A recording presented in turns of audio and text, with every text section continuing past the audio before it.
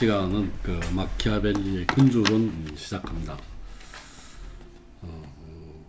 이 앞에 우리가 그 몇 개의 파일을 올려놨는데 군주론 시작하기 1, 2 해서 실제 책을 더 읽기 전에 한 번 더 마키아벨리의 양력과 그 다음에 기본적인 백그라운드를 조금 알아두는 게 좋을 것 같아서 더 이야기를 하죠. 마키아벨리의 주요 연보입니다. 이 연보로 보면은 1469년 피렌체 사람이죠. 피렌체 사람인데 프랑스 왕 샤를 8세, 나중에 루이 12세가 되는데 뒤에 이 사람이 그 나폴리 왕국을 점령하면서 이제 피렌체를 공격해서 메디치 가문이 쫓겨납니다.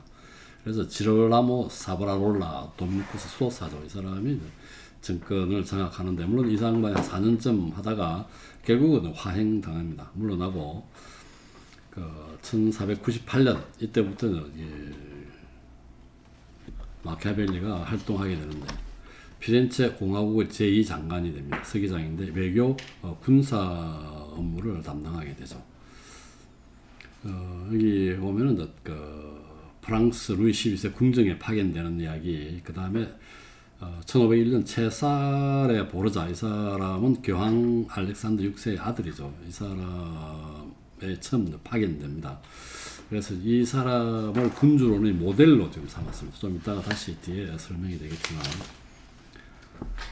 그 다음 교황청에도 몇 번 가죠. 그 다음에 1512년에 에스파냐 군대가 피렌체를 공격해서 프랑스군을 몰아내므로써 피렌체가 항복하고 메디치가 군주정 복귀를 하게 됩니다. 공화정이 해체되는 것이죠. 장관직에서 해임됩니다. 그리고 이제 그 1513년 이 사람 투옥 대위를 합니다. 반 메디치가 음모에 가담했다는 혐의로 고문도 당하고요. 그래서 피렌체 석방이 돼서 피렌체 교회에 거기 보면은 은둔하게 되는데, 이 은둔 과정에서 군주론 초고를 집필하지 않았나 그렇게 보고 있습니다. 1515년경에 이제 루첼라이 정원이라고 있습니다. 그 토론 모임 참석해서 여러 가지 이제 공화국에 대한 얘기를 많이 하죠. 공화정에 대한 로마사 농고를 코시모 루첼라이 차노비 부온몬틸리 델몬티에게 헌정하게 됩니다. 그래서 아마 그 모임 토론 과정에서 이 농고가 완성됐다고 볼 수가 있죠. 사실은 지금 군주론을 써가지고 군주론을 우리가 읽게 되지만 로마사 농고를 보게 되면 이 사람은 그 공화주의자입니다. 그래서 군주론을 썼지만 그건 조금 이따가 다시 한번 더 설명을 하긴 하고요. 공화정체에 대해서 연구를 좀 많이 했죠. 논의를 많이 했다고 되어 있고요. 그 다음에 특이한 것은 1518년 만드라골라라는 희극을 집필합니다. 이게 그냥 사소한 조그마한 작품이 아니고 인기 있는 작품이에요. 이 만드라골라가 약용 식물을 의미하는데 체험제로 많이 사용됐다고 합니다. 늙은 판사의 아내를 꼬시는 그런 내용인데요. 그 안사 판사의 아내 이름이 루크레티아입니다. 어디 들어본 이름 같지 않습니까? 서양 문화에서 정숙한 여자를 대표하는 이름입니다. 이게 그 로마 공화정이 들어서기 직전에 7대 왕 타르키니우스의 아들이 섹스투스 있었죠. 그 아들이 급탈한 사람의 이름이 루크레티아입니다. 그래서 이 루크레티아가 할 수 없이 협박에 못 이겨서 급탈을 당하고 남편과 가족들한테 그런 사정을 설명하고 자결하게 되죠. 그게 루크레티아입니다. 캔터베리에서도 언급은 되죠. 맞아. 네, 캔터베리에서 그래서 1518년에 로마사 농거가 완성이 되고, 그 다음에 1527년 메디치가 쫓겨나니까 이제 다시 또 자기가 공화정을 했으니까 다시 이제 입각을 하려고 하니까 사람들은 이 사람 뭡니까 메디치가의 이 잔당으로 생각하는 거죠. 그래서 실패한가 하고 아마 충격을 받아서 그런지 한 2달 있다가 병석에서 그냥 죽었습니다. 그래서 이게 그 군주론을 비롯한 모든 저서가 교황청에 의해서 금수 목록에 이제 포함되어 있죠. 그 다음에 마키아벨리의 정치 사상은 가장 중요한 것은 정치 영역이 윤리와 종교 등 다른 능력과 구분된다는 점을 명료하게 해줬다는 거죠. 그래서 마키아벨리즘이냐 뭐냐. 첫 번째 이 설명이 가장 적절한 설명이라고 얘기합니다. 공익, 특히 국가 이익을 위해서는 수단의 도덕적 선악에 관계없이 다만 효율성과 유용성만을 고려하는 마키아벨리의 정치사상을 얘기합니다. 그러니까 이게 정치 영역, 그 다음에 국가 이익에 대해서는 개인의 도덕적, 그 다음에 종교적 그런 차원을 벗어난다는 얘기죠. 구분된다는 얘기고. 그 다음 2번과 3번은 그냥 너무 과한 표현 같죠. 공익을 도외시하면서 수단과 방법을 가리지 않고 오직 개인이나 파당의 이익만을 추구하는 정치 관행, 이제 마키아벨리를 비난하는 사람들이 이렇게 이야기하겠죠. 그 다음 정치라는 범주를 떠나 사회의 삶 속에서 자기 자신의 이익을 위해 끊김없이 남을 희생시키는 처세 방식. 2번과 3번보다 1번의 설명이 타당한 설명으로 여겨집니다. 그 다음에 그 당시에 이탈리아의 정치 상황을 살펴보면 이 사람이 왜 이제 군주론을 쓰느냐 하고도 관계됩니다. 당시의 정치 상황은 로마 교황과 그 신성 로마 황제 사이의 알력이 계속 평평하게 대립되는 형태에서 그 다음에 이제 구엘프당 교황파와 그 기벨린당 황제파가 이렇게 나눠져서 파벌이 나눠져서 싸우고 있죠. 그 다음에 또 이탈리아 정치 상황을 보게 되면은 그 프랑스나 뭐 스페인 같은 경우는 이게 통일된 국가를 갖고 있지만 소국들로 분리되어 있습니다. 그래서 이 분리되어 있기 때문에 강대국에서 그다음 프랑스와 특히 스페인이죠.로부터 시달림을 많이 받게 되죠. 5개의 도시 국가와 교황령으로 분리되어 있습니다. 교황령, 나폴리 왕국, 베네치아 공화국, 밀라노 공국, 피렌체 공화국이죠. 그래서 이제 교회는 이탈리아를 장악할 만큼 충분히 강하지는 못했지만 다른 세력이 장악하는 것을 용납하지 않았다는 거예요. 사실 이게 계속적으로 이게 그 분열이 재생되는 그런 메커니즘을 갖고 있습니다.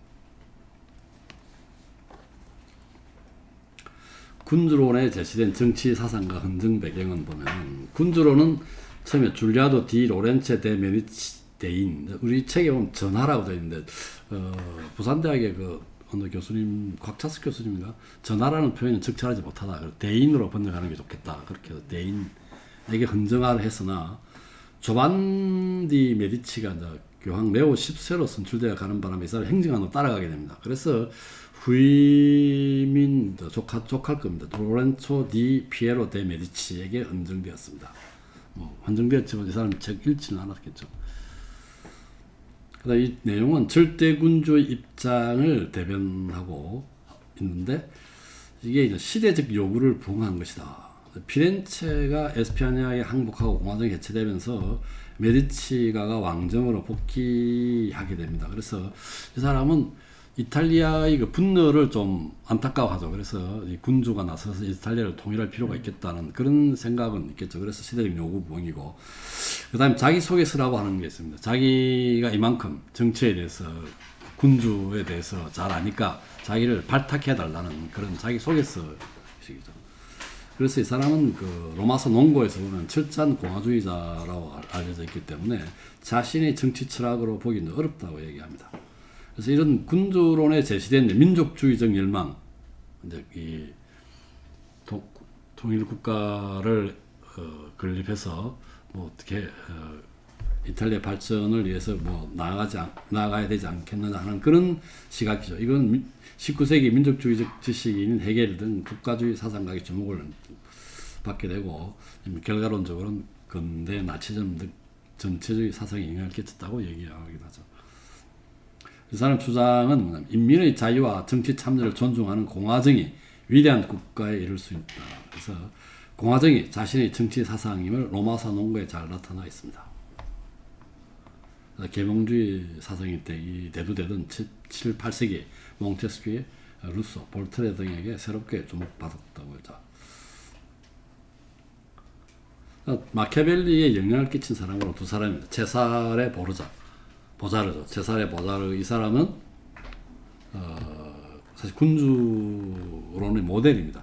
이 사람의 그걸 모델로 해서 군주론이 만들어졌죠. 그래서 통치 역량과 군사력을 겸비해서 조국 이탈리아의 독립과 통일의 가능성을 발견하고자 했고요.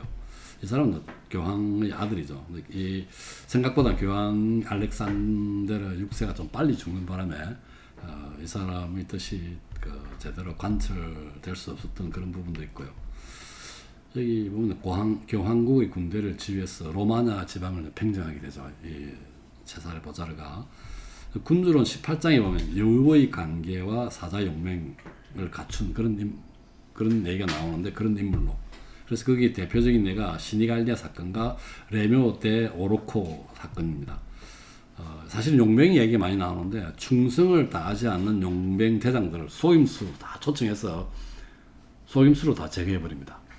이 사람을 초청해서 좋다고 왔는데 뭐 신호에 의해서 다 나가고 이 사람만 남게 됐을 때 군사들 나가서 죽이게 되죠. 그 다음에 이제 아까 얘기했듯이 로마나 지방을 정복했는데 자기 그 2인자죠.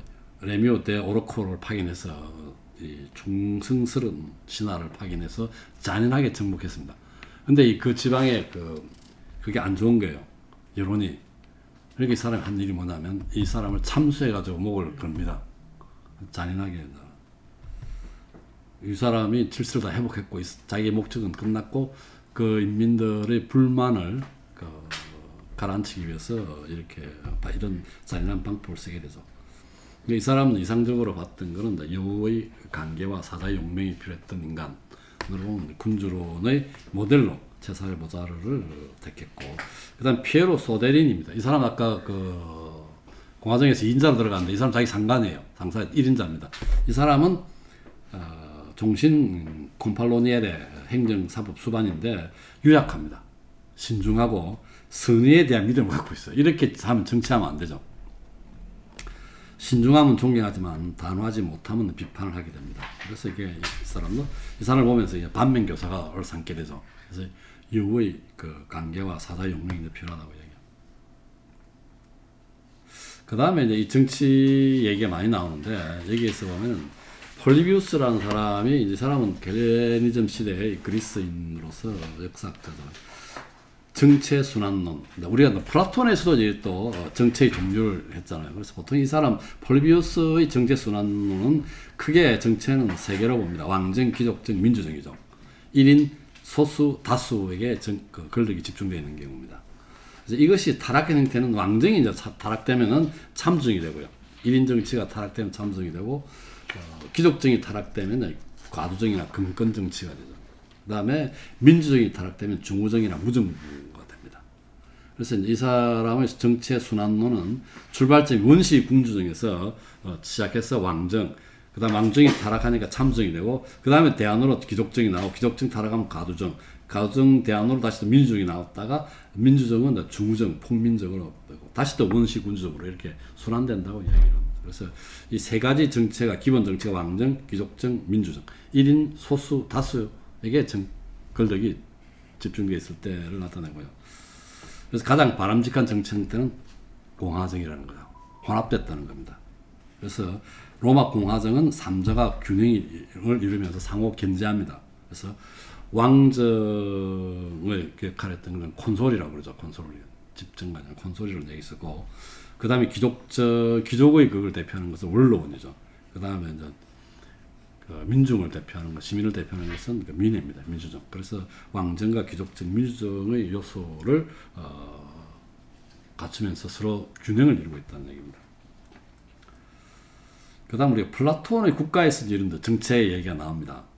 네 가지 정체와 이에 닮은 혼의 유행을 언급하려다 제지하면서 얘기 나오는데, 이게 보면 채선자 정체가 점진적으로 쇠퇴하게 되죠. 이유는 아이들의 출산 실패, 통치자에 대한 이질적 성향이 섞이면서 지배 계급이 분열되고, 그 다음 명예지상 정체. 그래서 이성보다는 기계가 우선되고, 승리와 명예에 대한 사랑이 지배되고, 축제에 대한, 돈에 대한 욕구, 되면서 가두 정체가 되고 돈에 대한 욕구가 지나치게 되고 재산 평가를 근거해 통치자 재산을 끌어모으는 부류와 가난한 부류가 이제 이렇게 분리되는 거죠. 그 다음에 민주 정체. 가난한 부류가 승리해서 가두 정권을 숙청하고 추첨에 의해서 통치자를 선정해서 통치하게 되고요. 자유에 대한 욕구입니다. 그러니까 자유에 대한 만족할 줄 모르는 욕망과 그 밖에 다른 것에 대한 무관심이 참주 정체로 가게 되고, 그 다음에 참주가 나타나죠. 민중을 교묘하게 이용하고 나라 살림을 거들립니다. 그래서 이게 나온 게 참주적 인간이 남을 지배하거나 남의 노예가 되는 거죠. 그래서 진정한 자유와 우정, 의리를 맛볼 수 없는 그런 인간들입니다. 혼이 노예 상태에 있는 것이죠. 언제나 가난하고 만족할 줄 모르는 욕구에 시달립니다. 그래서 가장 올바르지 않은 사람은 참주를 닮은 사람이라고 얘기하죠.